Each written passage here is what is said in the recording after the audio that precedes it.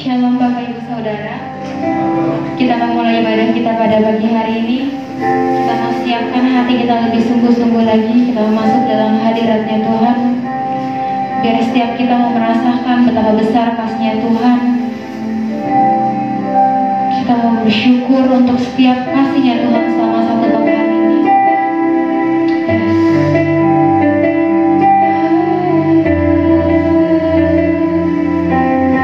Kami mau datang Tuhan.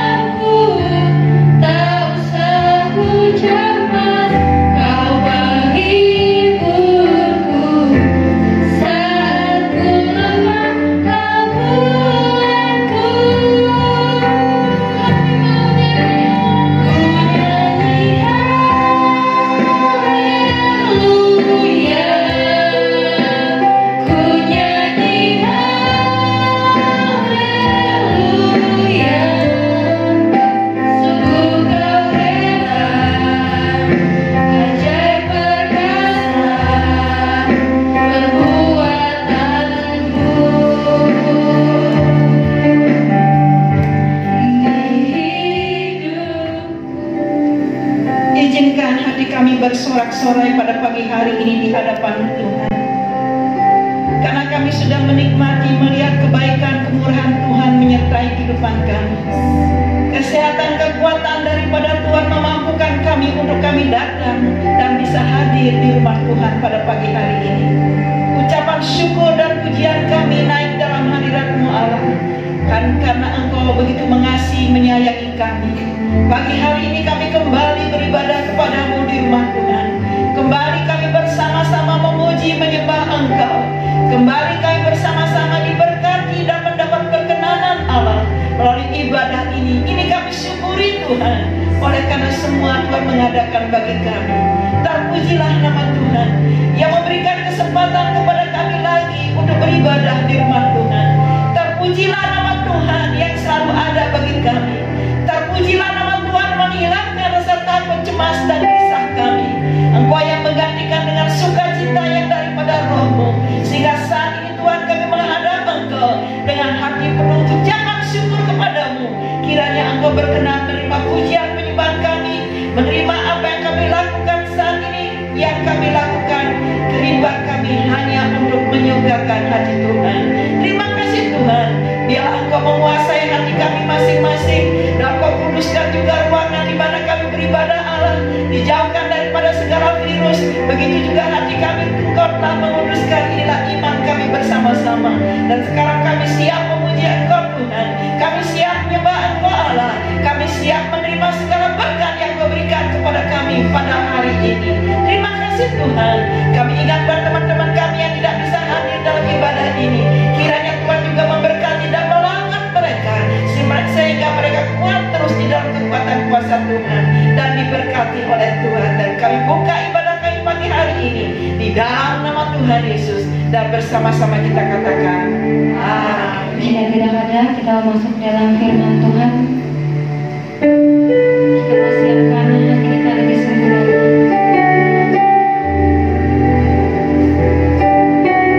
Kita tahu bahwa betapa besar janji Tuhan dalam hidup kita.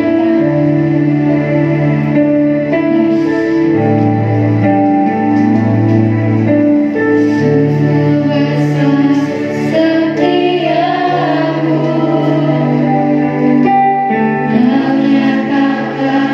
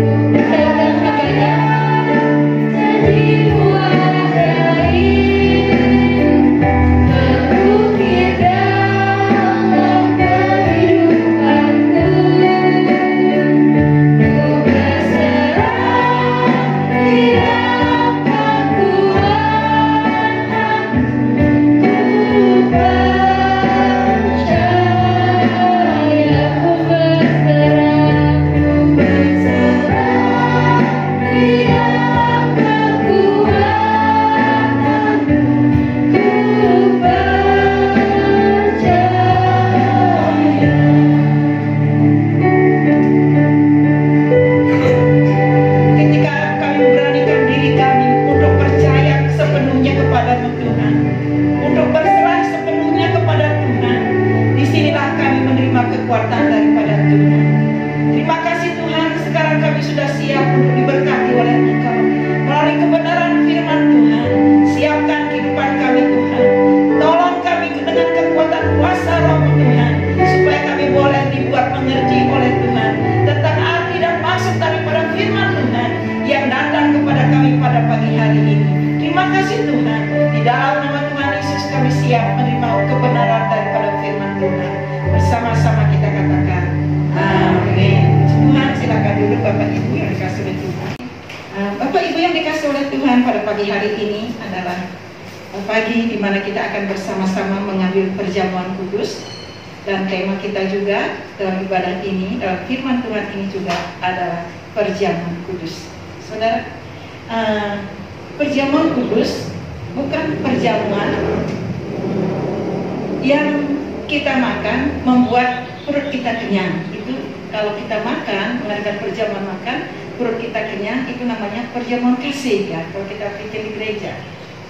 Tidak dengan perjamuan kudus. Perjamuan kudus adalah perjamuan yang di dalamnya ada berkat rohani, yaitu firman Tuhan. Perjamuan kudus adalah perjamuan yang menunjuk kepada peristiwa tentang kematian Tuhan Yesus di atas kayu salib. Perjamuan kudus adalah perjamuan yang menunjuk kepada peristiwa di mana ada darah Yesus tertumpah untuk pengampunan dosa kita. Nah saudara, dari kebenaran firman Tuhan pada pagi hari ini kita akan mengambil di dalam Matius pasal yang ke-26, Matius 26 ayat yang ke-26 sampai dengan ayat yang ke-28. Matius 26 ayat yang pasal 26 ayat 26 sampai 28. Bisa bayangkan? Kita akan baca bersama-sama.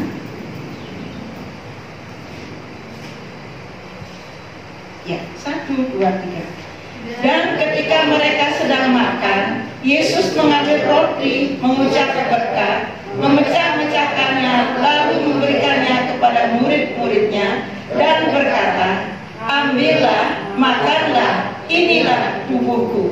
Sesudah itu ia mengambil cawan, mengucap syukur, lalu memberikannya kepada mereka dan berkata, minumlah kamu semua dari cawan ini, sebab inilah darahku, darah perjanjian yang ditumpahkan bagi banyak orang untuk pengampunan dosa.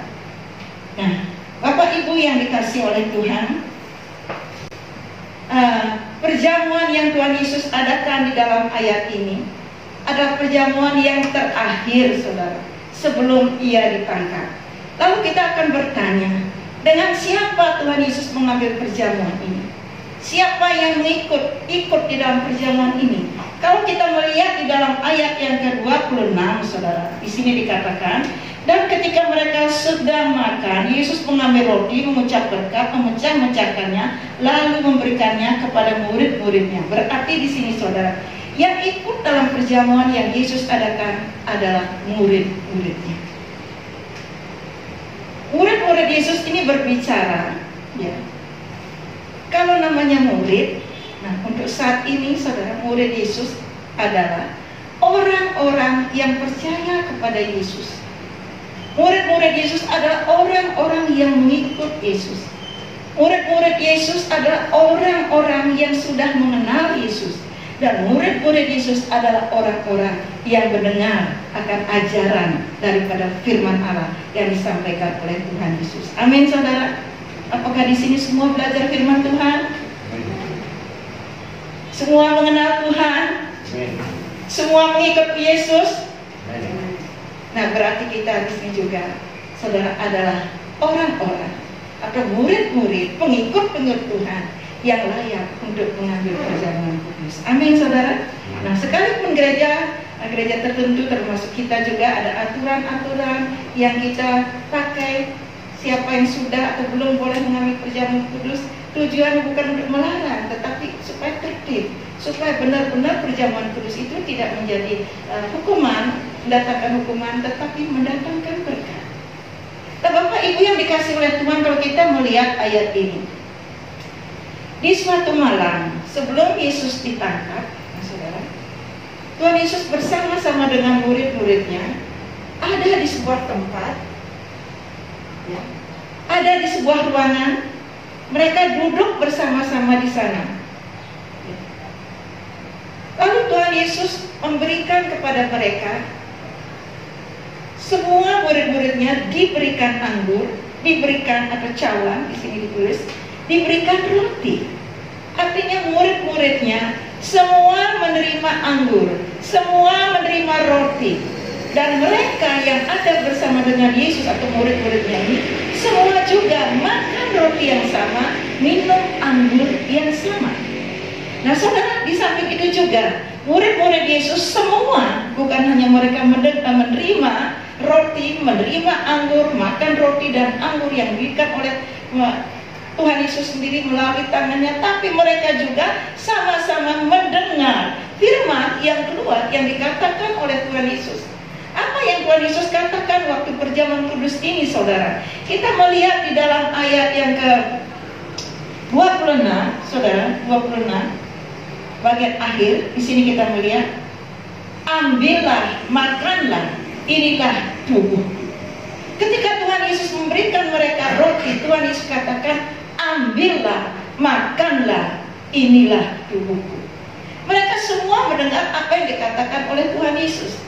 Ketika Tuhan Yesus memberikan kepada mereka anggur, lalu Tuhan Yesus pun berbicara kepada mereka, yang ada juga di dalam ayat yang ke-27 bagian terakhir sampai dengan ayat 28. Di sini Tuhan Yesus katakan, minumlah kamu semua dari cawan ini, sebab inilah darahku, darah perjanjian yang ditumpahkan bagi banyak orang untuk pengampunan dosa. Berarti saudara, semua murid-murid Yesus yang ada bersama dengan Yesus, yang ke-12 murid, mereka juga bukan hanya mereka menerima roti, anggur, dan makan roti dan anggur itu, tapi mereka juga semua mendengar apa yang dikatakan oleh Tuhan Yesus. Mereka sama-sama mendengar firman Tuhan yang sama. Tetapi saudara, kalau kita melihat saudara tentang kehidupan murid-murid Tuhan Yesus, tetapi meskipun mereka sama-sama menerima, minum, dan mendengar firman Allah, tapi hati mereka tidak sama. Karena salah satu di antara mereka hatinya, kenapa saya katakan tidak sama? Waktu mereka mengambil perjamuan kudus itu, hati mereka nggak sama. Salah satu di antara mereka di hatinya ada semak duri. Apa itu semak duri? Kalau kita mengingat dengan perumpamaan yang Tuhan Yesus berikan, ada seorang penabur yang menabur benihnya, ada yang jatuh di pinggir jalan, ada yang jatuh di tanah berbatu-batu, ada juga jatuh di semak duri, dan juga ada jatuh di tempat di tanah yang baik. Nah saudara, semak duri ini berbicara, kalau mengacu kepada perumpamaan Tuhan Yesus, adalah sesuatu yang dapat menghambat benih ilahi itu, firman Allah itu tumbuh di dalam kehidupan kita. Itu semak duri. Semak duri adalah sesuatu yang membuat kasih kita kepada Tuhan itu menjadi luntur. Semak duri adalah sesuatu yang membuat iman kita atau membuat kita menyimpang daripada iman. Nah Bapak Ibu yang dikasih oleh Tuhan, ketika perjamuan kudus ini, hati siapa yang di dalamnya ada semak duri? Di hati siapa ada semak duri?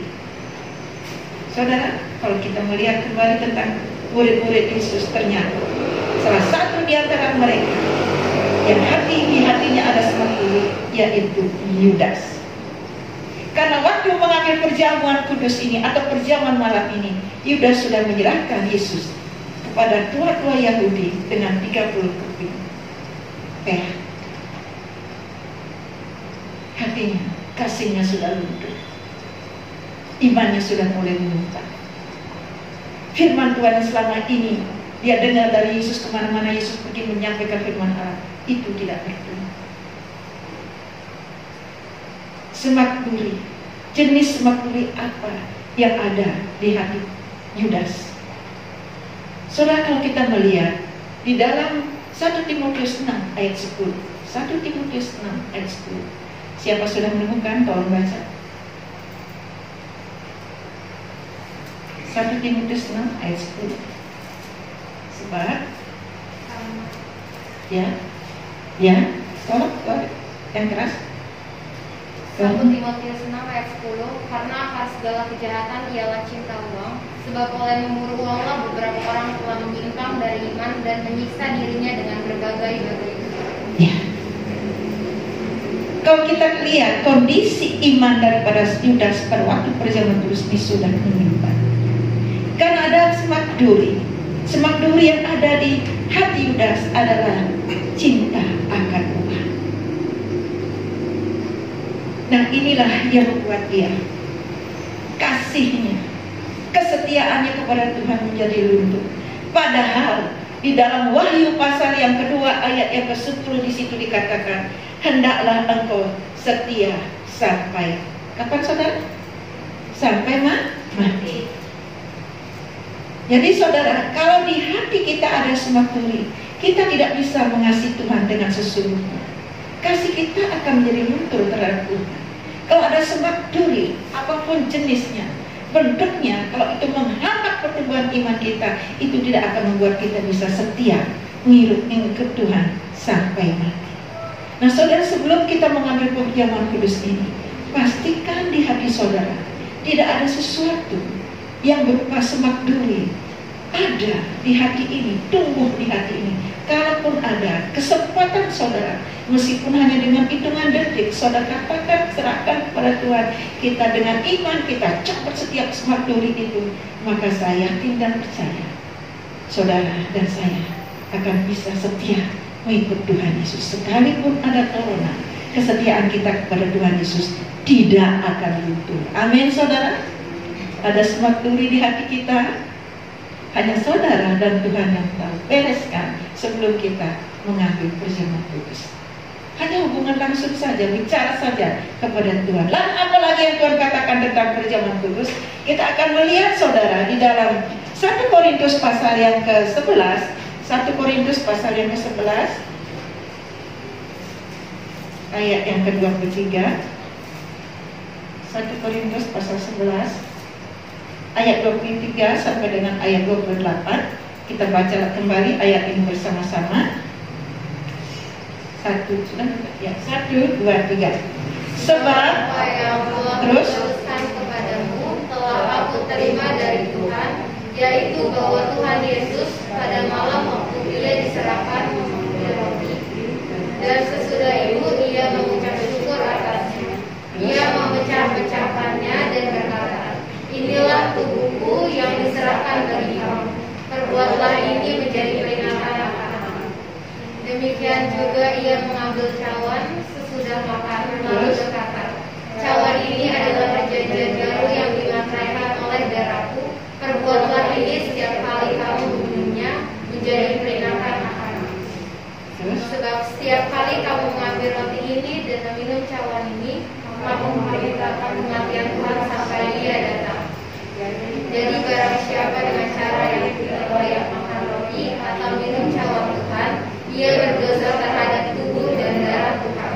Karena itu hendaklah tiap-tiap orang menguji dirinya sendiri, dan baru sesudah itu ia makan roti dan minum dari cawan itu. Nah, Bapak Ibu yang dikasihi Tuhan, apa yang Alkitab katakan tentang perjamuan kudus?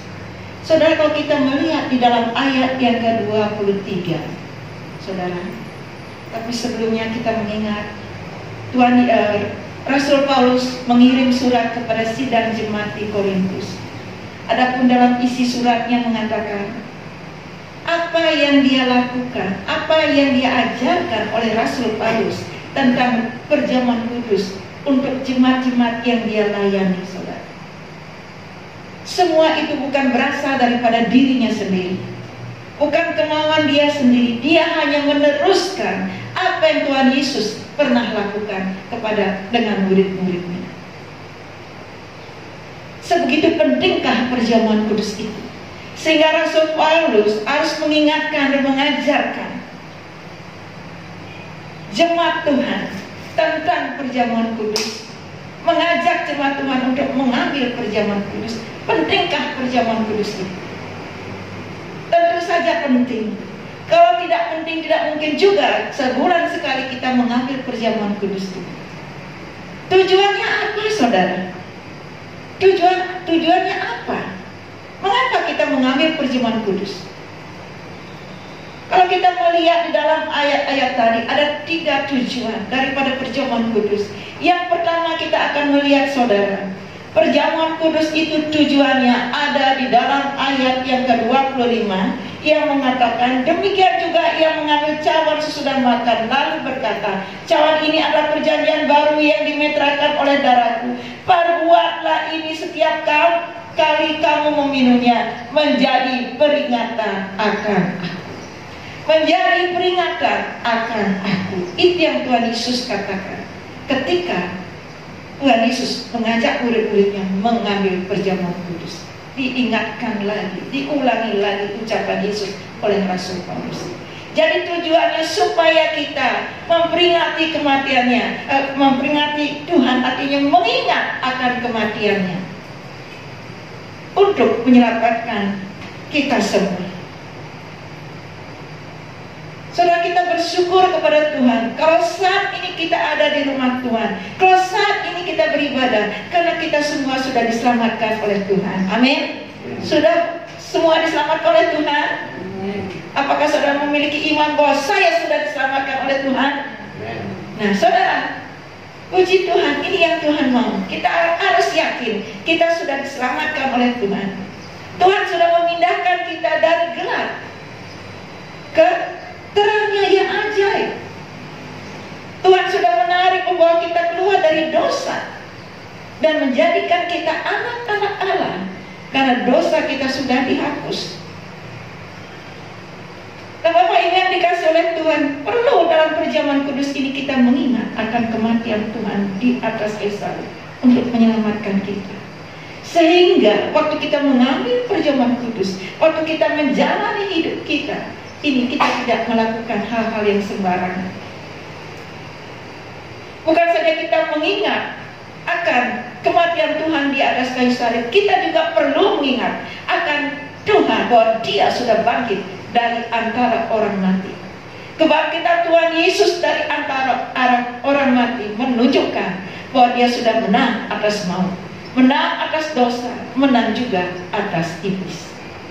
Saudara, kita lihat ke dalam perjanjian lama, bukankah si iblis menggoda si Hawa? Ya, cara menggodanya melalui pertanyaan, melalui diajak ngobrol seperti itu. Saudara pernah digoda oleh iblis? Bagaimana cara iblis menggoda kita? Pernah keluarga kita digoda oleh iblis sehingga terjadi letupan-letupan yang menjadi-jadi, akhirnya terjadi suasana yang gak enak? Nah itu kerja iblis, suka menggoda.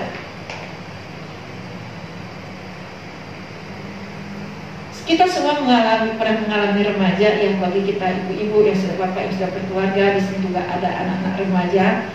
Nah, kita berusia sekarang sudah pasti kita sudah melewati masa remaja. Ya, pernah ya melewati masa remaja. Kalau sekarang anak-anak remaja sedang ya menjalani hidup di masa remaja. Saudara, waktu saya masih remaja lah, baru kelas SMP, saya sudah tinggal di Denpasar, tidak tinggal di kampung. Saya kos bersama dengan 2 kakak saya yang wanita, satu kamar, kita bertiga. Kakak saya yang satu, dia sudah bekerja, dia tinggal di mes, dapat mes. Nah, setiap minggu saya ke sana, saya senang ke sana. Karena tiap minggu itu kan libur. Saya ke sana dulu kan, ya, zaman saya dulu liburnya bukan Sabtu ya, pegawai hari Minggu. Saya ke sana di hari Minggu, seringkali kakak ipar saya itu seorang masak, hari Minggu udah tahu lah adik-adik ipar yang mau datang gitu. Terutama saya hampir nggak pernah absen. Hari Minggu saya pasti datang ke asrama, ke mes kakak saya. Dan itu, saudara, perjalanan dari tempat saya kos ke mes itu melewati gang-gang. Tempat saya kos emang di situ daerah-daerah kos, saudara, dekat dengan SMP, SKP, SKKA, di situ dekat, saudara, dengan banyak sekolah di situ. Dan situlah orang-orang dari daerah kos di sana. Nah saudara, waktu saya pergi ke rumah, ke tempat kakak saya, ke mes, saya harus melewati gang-gang. Karena di situ hari Minggu, ya saudara, karena setiap hari Minggu lah saudara, sudah sering orang-orang melihat saya juga ini lewati jalan itu satu hari, bukan satu hari, berulang-ulang. Hari Minggu itu anak-anak sekolah nongkrong di pinggir-pinggir itu, namanya kos ya, saudara, pinggir jalan. Nah saya lewat, sering kali saya digodain, saudara. Nah kalau sekarang kalau bahasa Indonesia itu cantik, ayu, digodain sama cowok-cowok masa remaja, saudara. Nah, mungkin saudara pernah digodain dulu ya, atau saudara pernah menggoda cewek-cewek dulu buat cowok, ya bapak-bapak ya. Kita pernah digodain. Waktu saya digoda seperti itu, kadang-kadang bilang, Gea itu namanya pakai bahasa Bali itu, Gea itu ayu, ya. Jadi nilu, nah gitu pasti Bali. Orang ikut nggak? Mau ditemenin nggak? Digoda, saudara. Kalau mereka menggoda, saudara, kalau saya digoda seperti itu, saudara, saya nggak berani marah, saudara. Saya nggak marah kalau digoda. Senang aja juga, saya senyum. Tapi waktu saya senyum, terus saya lari, saudara. Senyum, saya lari. Saudara, tapi tidak dengan kita sebagai anak-anak Tuhan. Kalau iblis menggoda, kita nggak boleh tersenyum, nggak boleh lari. Kita harus hadapi, kita harus lawan dia, dan kita harus mengusirnya dalam nama Yesus. Bukan kita lari, tapi iblis yang menggoda kita itu akan lari. Amin, saudara. Amin. Jangan sampai di masa-masa pandemi ini kita mengizinkan iblis ya. Jangan kalau digoda nggak usah tertawa, nggak usah nangis juga. Nggak usah juga lari seperti saya digoda itu lari, tetapi kita harus membuat iblis itu lari daripada hidup kita. Karena kenapa saudara kita bisa buat iblis lari? Karena Tuhan sudah bangkit dan Dia sudah memberikan kita kemenangan atas iblis. Nah, satu hal yang juga yang perlu kita ingat, saudara, bukan saja Yesus mati di atas kayu salib, Yesus bangkit, tapi kita juga harus ingat bahwa Yesus itu sudah naik ke surga dan memberikan kepada mengutus rohnya untuk kita, menolong dan menuntun kehidupan saudara, kehidupan saya, supaya kita menjauhi dosa. Kalau dulu sebelum kita kenal Tuhan, ikut Yesus dengan sungguh-sungguh, mudah sekali untuk kita jatuh di dalam dosa, baik dengan ucapan, perbuatan, atau perkataan kita, sikap kita, mudah sekali. Tetapi karena adanya Roh Kudus, karena kita mengizinkan Roh Kudus menuntun, memimpin kehidupan kita, maka Dia akan menolong kita untuk menjauhkan diri daripada segala bentuk dosa. Amin, saudara. Ini kita perlu ingat, saudara, sehingga kita tidak akan mengandalkan kekuatan kita sendiri. Hidup terus mengandalkan kekuatan Tuhan supaya kita hidup dalam berkemenangan. Nah, saudara, ada bekal Tuhan memberikan kepada kita, membekali kita dengan firman Tuhan. Kita imani, saudara, pagi hari ini bahwa Tuhan sudah menyelamatkan kita. Tuhan memberikan kita kemenangan atas godaan-godaan kuasa kegelapan, dan Roh Kudus menuntun, menolong kita untuk menjauhi dosa. Itu penting untuk kita ingat dan lakukan. Lalu yang ketiga, saudara, yang kedua, saudara, apa tujuan daripada perjamuan kudus? Kita melihat di dalam ayat yang ke-26, ayat 26. Sebab masih dalam 1 Korintus 11, sebab setiap kali kamu makan roti ini dan minum cawan ini, kamu memberitakan kematian Tuhan sampai Ia datang. Tujuannya, saudara, supaya waktu kita mengambil perjamuan kudus, saudara, diingatkan, ingat bahwa kita mempunyai tugas, yaitu memberitakan Injil. Artinya menjadi saksi Tuhan melalui kehidupan kita, cara hidup kita, dan gaya hidup kita. Saudara, untuk menjadi saksi-saksi Tuhan, baik dalam keluarga maupun di luar keluarga kita, diperlukan hati yang siap, diperlukan hati yang mau, diperlukan hati yang mengasihi Tuhan. Untuk menjadi saksi-saksi Tuhan, diperlukan hati tanpa semak duri. Itulah sebabnya, saudara, bagaimana supaya hati ini tidak ditumbuhi oleh semak duri. Semak duri itu tidak menghimpit firman Tuhan, panggilan Tuhan dalam kehidupan kita. Setiap hari kita harus koreksi, saudara. Kalau ada benih-benih semak duri, apalagi dia sudah bertumbuh, kita harus cepat membersihkannya, supaya kita dapat menjadi saksi Tuhan yang diberkati oleh Tuhan. Amin, saudara. Ingat, semak duri ada sesuatu menghalangi firman Allah itu tumbuh. Semak duri ada sesuatu yang membuat kita menyimpang daripada firman Allah. Sebab duri ada sesuatu yang membuat kita, kasih kita kepada Tuhan jadi luntur. Kiranya itu tidak ada. Pastikan ketika kita hidup, maksudnya ketika bangun pagi, waktu kita malam hari, pastikan di hati ini tidak ada semak duri. Supaya waktu kita siang maupun malam, artinya dimanapun kita berada, paling tidak kita bisa menyaksikan tentang Yesus, bersaksi bagi orang lain melalui kehidupan kita. Saudara, firman Tuhan mengibaratkan kita ini seperti surat yang ditulis oleh tangan Tuhan sendiri melalui firman yang kita dengar di dalam setiap ibadah, yang kita dengar melalui media, mungkin melalui TV dan lain sebagainya. Ketika orang melihat kehidupan kita, ketika orang membaca hidup kita, biarlah mereka menemukan bahwa di dalam hidup kita ini ada firman Allah. Ada firman Allah. Firman itu hidup dalam kehidupan kita. Bukan kedagingan kita yang hidup, bukan ego kita yang hidup, bukan kesombongan kita yang hidup, tapi firman Allah itu hidup dalam kehidupan kita. Amin, saudara. Menjadi saksi Tuhan, mengizinkan firman Allah itu bertumbuh dan hidup di dalam kehidupan kita. Nah, Bapak Ibu yang dikasihi oleh Tuhan, yang ketiga, yang terakhir, saudara, mengapa perjamuan kudus itu penting? Karena ada tujuannya. Di dalam ayat yang ke-28 kita lihat bersama-sama. Karena itu hendaklah tiap-tiap orang menguji dirinya sendiri, dan baru sesudah itu ia makan roti dan minum dari cawan itu.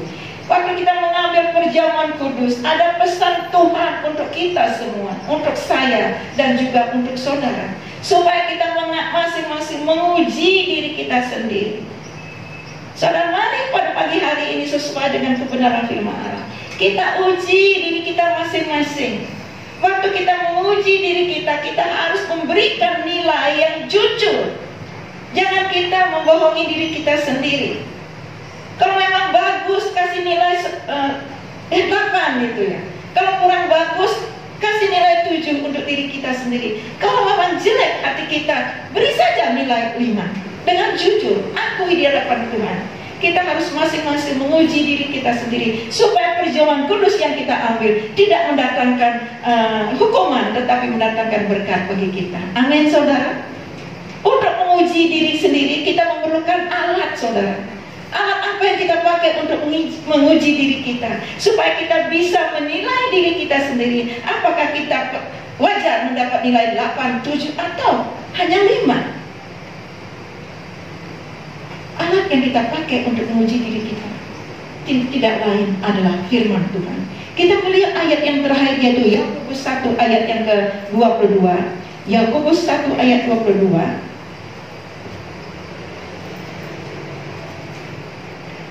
Yakobus pasal yang pertama ayat yang 22, firman Tuhan katakan, tetapi hendaklah kamu menjadi pelaku firman dan bukan hanya pendengar saja, sebab jika tidak demikian kamu menipu diri sendiri. Bapak Ibu yang dikasihi oleh Tuhan, firman Tuhan mengatakan kepada kita, hendaklah kamu menjadi pelaku firman dan bukan hanya pendengar. Kita uji diri kita dengan firman ini, dengan ayat ini. Apakah kita selama ini hanya menjadi pendengar firman Tuhan saja, ataukah kita sudah menjadi pelaku pendengar dan pelaku firman Allah? Ini sepakat tidak bisa dipisahkan. Soalnya kita tidak bisa hanya menjadi pendengar saja. Kita harus menjadi pendengar dan pelaku. Kita tidak akan mungkin menjadi pelaku firman Allah kalau kita tidak mendengar firman Allah. Nah, sekarang saudara, uji diri kita masing-masing melalui ayat ini. Masing-masing bertanya kepada diri kita sendiri. Beri penilaian, apa yang kurang dalam kehidupan kita. Apakah saya sudah menjadi pendengar dan pelaku firman Allah? Apakah saya hanya menjadi pendengar firman Allah saja, tanpa menjadi pelaku? Yang mendapat nilai 8 yang bagus adalah menjadi pendengar dan pelaku firman. Kalau hanya menjadi pendengar saja, kita kasih nilai 7. Kalau sama sekali kita cuek waktu firman Allah disampaikan, cuek dengan firman Allah, bagaikan angin lalu begitu saja. Bahkan kita tidak menjadi pelaku, kita kasih nilai 5. Uji diri kita dengan jujur supaya kita tidak membohongi diri sendiri. Dengan waktu beberapa menit, saya percaya Roh Kudus menuntun saudara untuk menguji diri saudara masing-masing. Kalau ada sesuatu yang saudara temukan kurang, oh ini kurang, mari kita betulkan, kita rapikan hidup kita supaya ada nilai di mata Tuhan. Lalu menerima berkat. Kalau ada sesuatu yang rusak, kita betulkan bersama dengan Tuhan. Dia pasti akan menolong. Supaya waktu kita mengambil perjamuan kudus, benar-benar perjamuan kudus itu membuka mata rohani kita, telinga rohani kita, sehingga kita mengalami kelimpahan yang daripada Tuhan, terutama berkat rohani. Amin saudara. Tuhan bermurah hati, Dia menolong kita. Nah saudara, inilah firman Tuhan pada pagi hari ini untuk kita semua. Saudara adalah pengikut-pengikut Tuhan, saudara layak untuk mengambil perjamuan kudus. Saudara adalah orang-orang yang mau belajar daripada firman Allah, layak untuk mengambil perjamuan kudus. Dan perjamuan kudus yang kita ambil akan menjadi berkat bagi kita. Kalau seandainya ada yang kurang, kita perbaiki bersama dengan Tuhan, sehingga perjamuan kudus ini mendatangkan kelimpahan dalam kehidupan kita, bukan hukuman. Amin saudara. Kita naikkan pujian kemurahan-Mu lebih dari hidup. Kita naikkan pujian ini.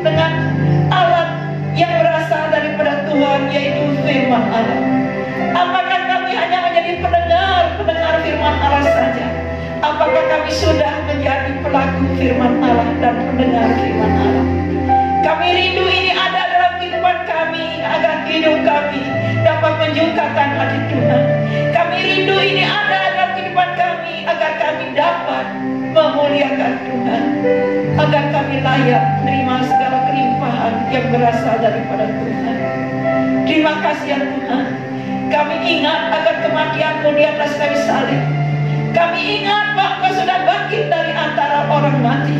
Kami ingat ada Roh Kudus bersama dengan kami yang akan menjauhkan kami, menuntun kami untuk kami menjauhi dosa, memberikan kami kuasa untuk mengusir setan. Dan Engkau memberikan kepada kami kesempatan di dalam dunia ini untuk hidup di dalam terang-Mu yang ajaib, sehingga ada keajaiban Tuhan terjadi dalam kehidupan kami. Sama-sama kami mendengar firman-Mu, sama-sama kami minum roti dan anggur daripada-Mu, sama-sama kami makan roti yang berasal daripada Tuhan yang melambangkan tubuh Kristus. Dan kami sama-sama merindukan hal yang sama. Di hati kami tidak ada semak duri. Kami rindu memiliki hati tanpa semak duri. Terima kasih Tuhan, Engkau baik, dan kami sekarang siap untuk menerima kuasa keberkatan daripada Tuhan. Melalui perjamuan kudus ini Engkau memberkati kami. Di dalam nama Tuhan Yesus kami bersyukur buat kemurahan Tuhan yang memperbaiki dan membetulkan hati kami. Terima kasih Tuhan. Haleluya. Amin. Kita naikkan pujian ini kembali. Saya minta dengan hormat hambanya Bapak Sarmen akan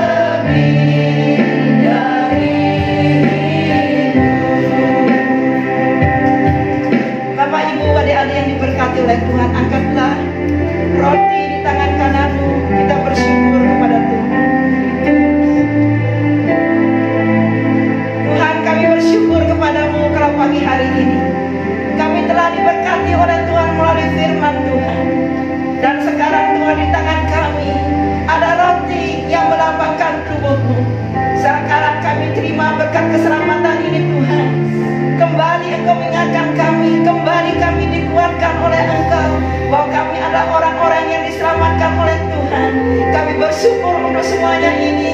Sebagai ucapan syukur kami terima berkat Tuhan di dalam nama Allah Bapa, Putra dan Roh Kudus. Kita makan bersama-sama.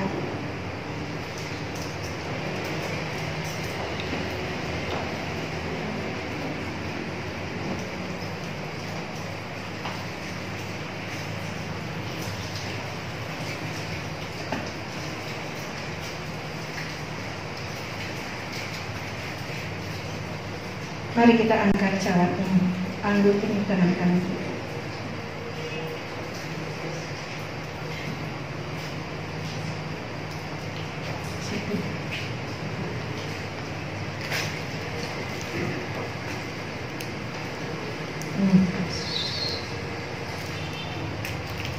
Hadirat Tuhan yang kudus menyegarkan jiwa kami. Kami adalah orang-orang yang sudah Engkau tebus dengan darah-Mu.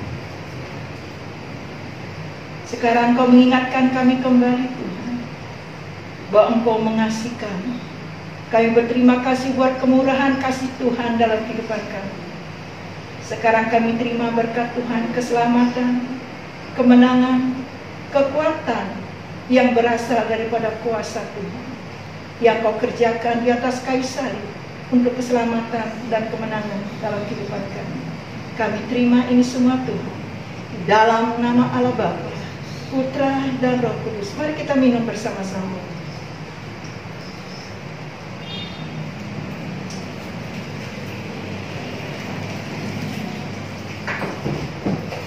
Segala puji dan syukur bagi-Mu Tuhan.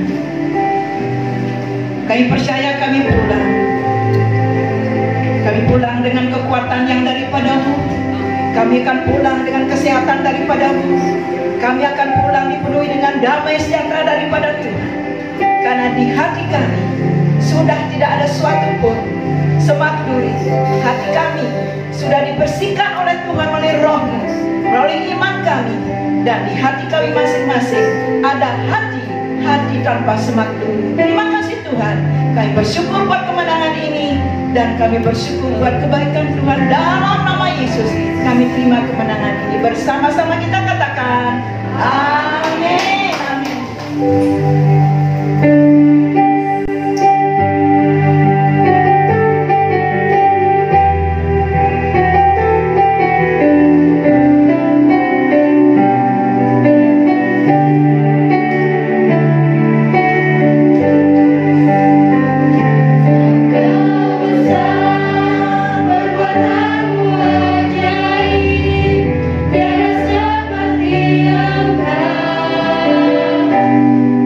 Yeah.